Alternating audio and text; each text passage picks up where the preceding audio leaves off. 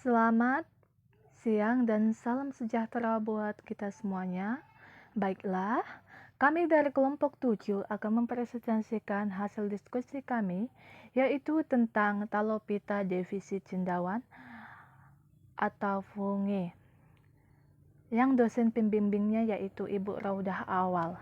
Saya Lastri Maria Simbolon, NIM 1984205004, dan rekan saya Dwi Andani Pandia, 1984205006. Baiklah, saya akan menjelaskan. Fungi adalah nama regnum dari sekelompok besar makhluk hidup eukariotik heterotrof yang mencerna makanannya di luar tubuh lalu menyerap molekul nutrisi ke dalam sel-selnya. Fungi memiliki bermacam-macam bentuk. Sebagian besar anggota fungi sebagai jamur, kapang kamir atau ragi, meskipun seringkali yang dimaksud adalah penampilan luar yang tampak, bukan spesiesnya sendiri. Klasifikasi jamur. Ada beberapa kelas jamur yaitu Mysomycetes atau jamur lendir sejati, yang kedua Physomycetes atau jamur tingkat rendah, yang ketiga Eumycetes yaitu jamur tingkat tinggi. Kelas Mysomycetes atau jamur lendir sejati. A. Struktur dan morfologi. Mysomycetes merupakan jamur yang berbentuk lendir atau plasma. Yang berikutnya, sukar ditentukan apakah itu tumbuhan atau hewan. Selanjutnya, tubuhnya tersusun atas banyak sel dan telah memiliki inti yang sejati, sehingga tipe selnya sering disebut dengan sel eukariotik. Sebagian tubuh depan atau muka terdiri atas plasma yang lebih pekat dan tubuh bagian membentuk benang-benang. Mysomycetes tidak mengandung klorofil sehingga tidak dapat mencari makanan sendiri walaupun tubuhnya tersusun atas banyak sel. Tubuhnya dapat melakukan perubahan bentuk sehingga dapat menyerap kemana-mana, khususnya di daerah dia bernaung. Yang terakhir, pada beberapa marga, di dalam badan buahnya terdapat kapitilium yang terdiri atas bulu-bulu kecil atau tersusun seperti piala. B. Habitat. Mysomycetes suka hidup di atas tanah, di atas daun yang telah runtuh dan busuk, serta dalam kayu yang lapuk. C. Cara hidup.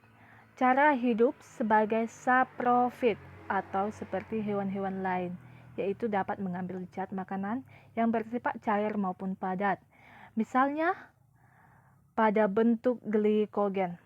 D. Bentuk dan sifat spora. Spora Mysomycetes berkecambah dalam air atau di atas suatu substrat basah menjadi satu atau beberapa sel kembara yang dinamakan myxoflagellata. E. Cara perkembangbiakan. Spora Mysomycetes yang berkecambah di dalam air atau satu substrat basah yang berubah menjadi sel kembar yang disebut dengan myxoflagellata. Kelas Physomycetes atau jamur tingkat rendah. A. Sejarah Physomycetes. Physomycetes secara harfiah berarti jamur ganggang atau alga fungi. Hal ini disebabkan adanya kemiripan secara morfologi dengan alga hijau. Menurut para ahli mikologi dan algologi, Physomycetes merupakan turunan alga. Alga tersebut diasumsi memiliki sifat parasit dan saprofit, sehingga kehilangan kemampuan untuk membentuk klorofil. Ciri-ciri Physomycetes. Struktur dan morfologi Physomycetes memiliki mesilium yang berwarna putih dan tidak mempunyai sekat-sekat. Jika setelah tua akan berubah warna menjadi coklat kekuning-kuningan. Physomycetes memiliki sel yang telanjang dan cenderung berpisah-pisah. Hifanya bersifat senositik atau tidak bersepta, sering disebut dengan talus seonositik, yang dapat hidup di darat atau pada medium tertentu. Dapat kita lihat pada gambar itu. Habitat Physomycetes hidup dalam air, umumnya sebagai parasit atau saprofit pada hewan maupun tumbuhan air. Namun ada juga yang hidup di darat. C. Perkembangan dan siklus hidup Physomycetes. Perkembangan jamur ini terjadi secara aseksual dan seksual. Pada perkembangbiakan secara aseksual akan dibentuk spora dalam sporangium yang terletak pada ujung hifa. Hifa-hifa yang tumbuh tegak pada medium dan terdapat sporangium pada ujung-ujungnya disebut sporangiospor. Perkembangan seksual pada jamur ini membentuk spora seksual berupa sigospora atau oospora. Sigospora adalah spora besar berdinding tebal yang terbentuk apabila ujung-ujung kedua hifa yang secara seksual serasi kemudian meleburkan diri. Berbeda dengan oospora yang terbentuk dari hifa jantan sebagai antheridium dan hifa betina sebagai oogynium yang di dalamnya terdapat oospora. Klasifikasinya dapat kita lihat di situ bahwa pengklasifikasian Physomycetes sebagai berikut. Kingdomnya Fungi, Divisio, Eumycota, dan kelasnya Physomycetes. Ordonya Misocitridiales, Citridiales, dan banyak lainnya. Berikutnya, jamur-jamur Physomycetes yang berperan sebagai patogen tumbuhan. Physomycetes merupakan jamur hidup, sebagian sebagai saprofit dan sebagian sebagai parasit. Jamur yang termasuk saprofit memang sebagian menguntungkan, yang contohnya Rhizopus oryzae.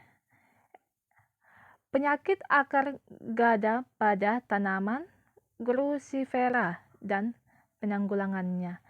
Jamur Physomycetes sebagian ada hidup sebagai saprofit maupun parasit. Salah satu patogen tumbuhan yang berasal dari kelas Physomycetes adalah Plasmodiopora brassicae yang menyebabkan penyakit akar gada pada tanaman.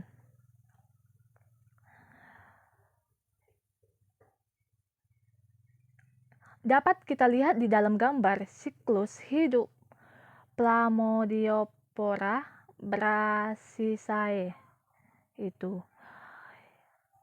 Selanjutnya, tipe gejala secara umum. Yang pertama, akar-akarnya membesar dan terlihat menyatu seperti gada. Yang kedua, akar kelihatan membengkok yang disebabkan oleh infeksi. Yang ketiga, akar bereaksi dan mengadakan pembelahan dengan cara pembesaran sel sehingga timbul bisul-bisul pada akar yang tidak teratur. Yang keempat, pertumbuhan tidak teratur. Yang kelima, tanaman menjadi kerdil dan warna daun menjadi abu-abu.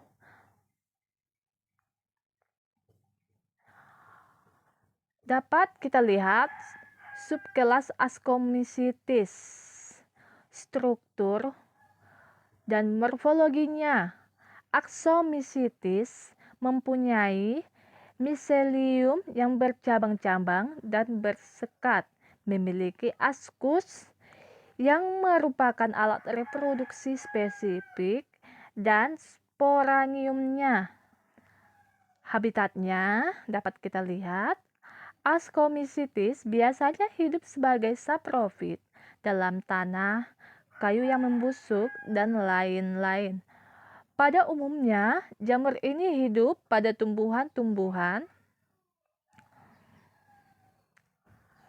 Ini merupakan cara perkembangbiakannya. Dapat kita lihat. Terbentuk ascospora didahului dengan peristiwa perkawinan antara Gametanium jantan dan Gametanium betina.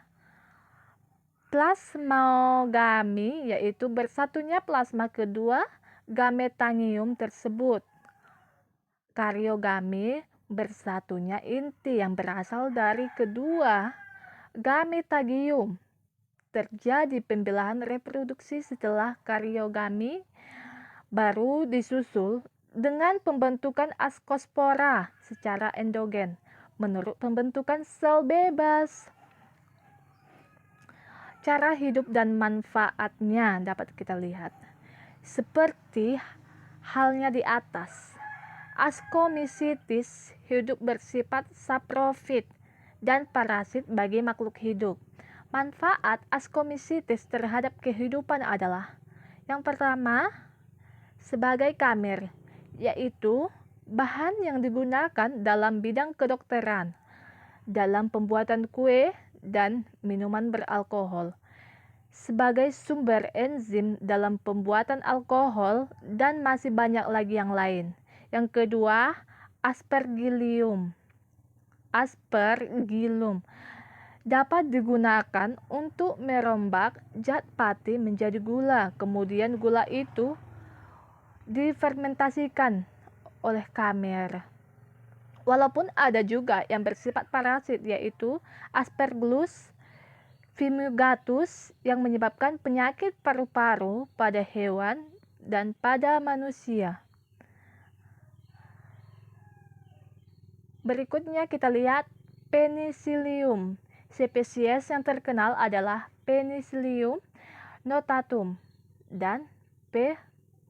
chrysogenium yang menghasilkan antibiotik penisilin.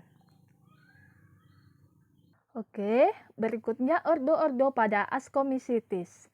Terdiri atas 4 ordo, yaitu Protoacomycetes, yang keduanya Euascomycetes, yang ketiga Ascoloculares, yang keempat Ascomyniales. Substrat kelas Basidiomycetes. Struktur dan morfologi.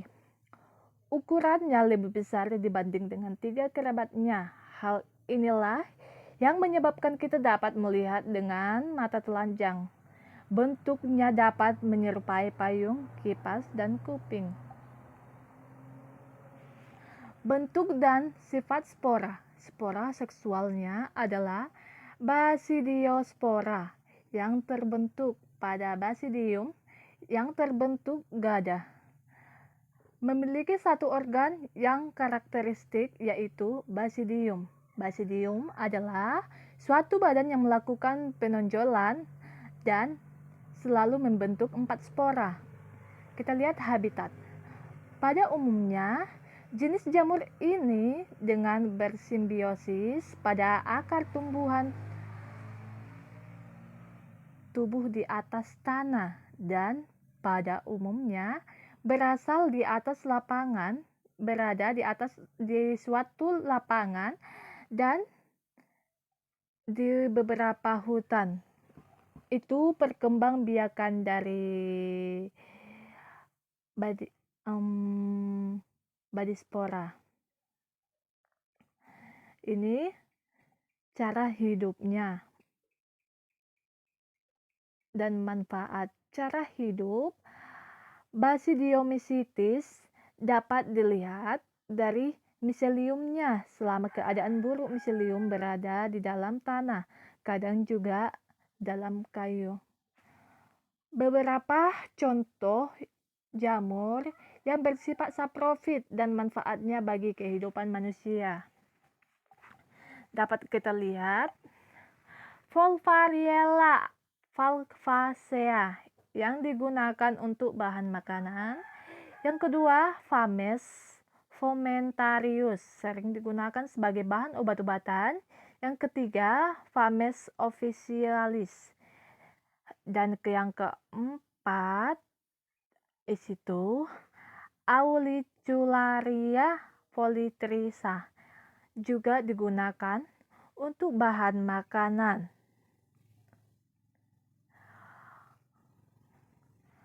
Ordo-ordo dari Basidium mycetes terdiri dari 5 ordo, yaitu Hymenomycetalis yang terdiri dari 2 subordo, yaitu Aphiloporales dan Agaricales. Yang kedua, Gasteromycetales. Yang ketiga, Temelales. Yang keempat, Auricularis. Yang kelima, Uredinales. Yang keenam, Ustilaginales. Di situ dapat kita ketahui subkelas Deuteromycetes-nya. Ada beberapa ciri-cirinya dapat kita lihat. Contoh jamur yang bersifat saprofit adalah Alternaria sp, Fusarium sp, Corcospora api, Helmithosporium sp, dan Culvalaria sp. Peranan jamur dalam kehidupan manusia. Jamur berperan dalam keseimbangan lingkungan, yaitu sebagai dekomposer, bersimbiosis dengan tanaman tertentu. Jamur juga sangat penting dalam fermentasi makanan dan obat-obatan. Fungi yang merugikan bagi kehidupan manusia atau kehidupan hewan. Yang pertama kita lihat pada kehidupan hewan. Aspergillus fumigatus menyebabkan penyakit paru-paru burung. Yang kedua, pada manusia, Aspergillus fumigatus dan Candidas sp. Terus Deuteromycetes dan Pneumonia carini. Sekian dari diskusi kami. Apabila ada kesalahan kata, mohon dimaafkan. Terima kasih dan selamat beraktivitas.